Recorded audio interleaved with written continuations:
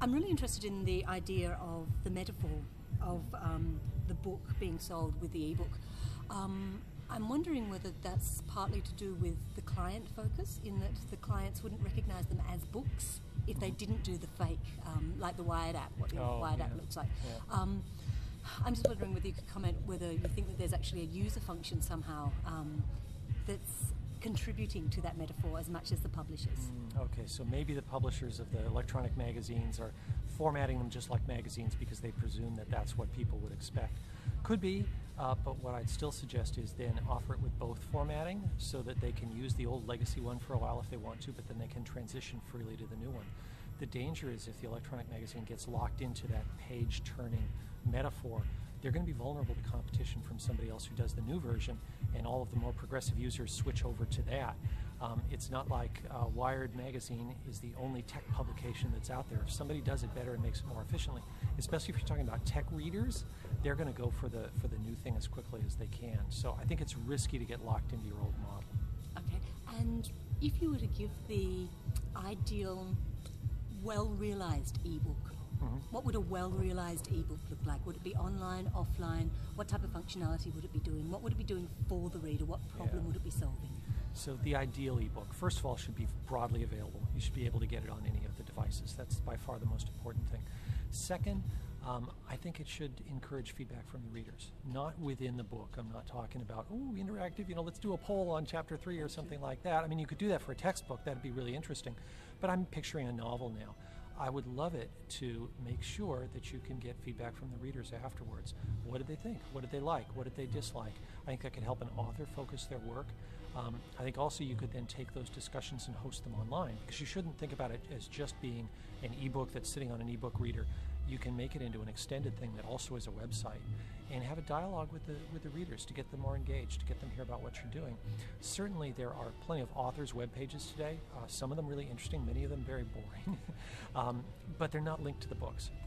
And I think you could create a linkage with an electronic device that would be really interesting. So I just finished this novel, I'm excited about it. Let me connect to the official discussion forum for the novel, where I can talk with other people. What did you think about chapter 3? What actually did the author mean at the end? What was that metaphor about? That sort of thing. I've certainly had times when I'm really excited about a book after I've just read it, and if I could immediately connect with a set of like-minded people, I don't care if they read it 2 years ago, if it's associated with that book, I could find that dialogue, and that'd be a lot of fun.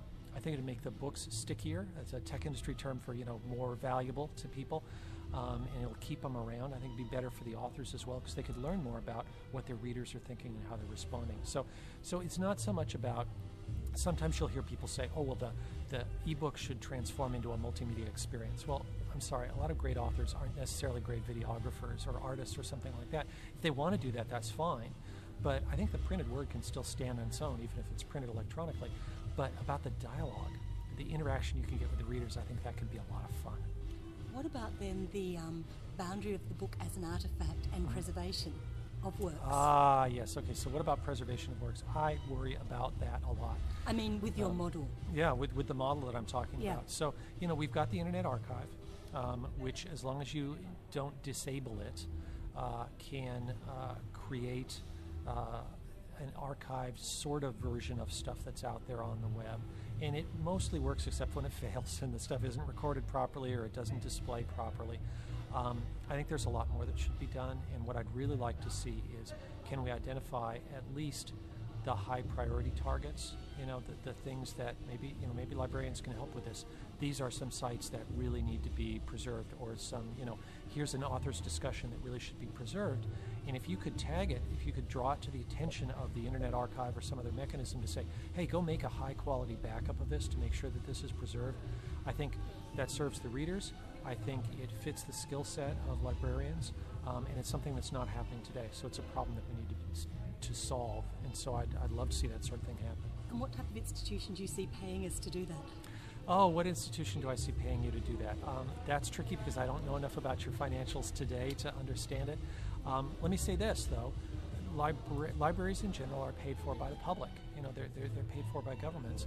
If you don't have to spend as much money warehousing physical books, I hope you can divert some of that funding to do this stuff. It ought to cost less to do some of these things electronically over time than it does to run all of the infrastructure that you have to run today, all the physical infrastructure. Because although it's expensive to set up electronic infrastructure, it's very, very cheap to keep it going. Whereas sometimes building the building is not the big deal, it is maintaining the building after you've done it. And so it's very easy for me to say that glibly, but I hope it would be more a matter of reallocating rather than finding completely new funding. Okay, and is there anything other point you wanted to add? You know, I already said this in the speech, but I think it's worth repeating. Librarians are a treasured profession in our society. They have moral authority that almost no other profession does, and librarians can be, I don't know how to describe it, the deciders, the independent people who look at all these different commercial claims made by publishers and authors and everybody else and say, no, here's what's best for the public, is that we should do it this way. And I would just strongly encourage librarians to speak up.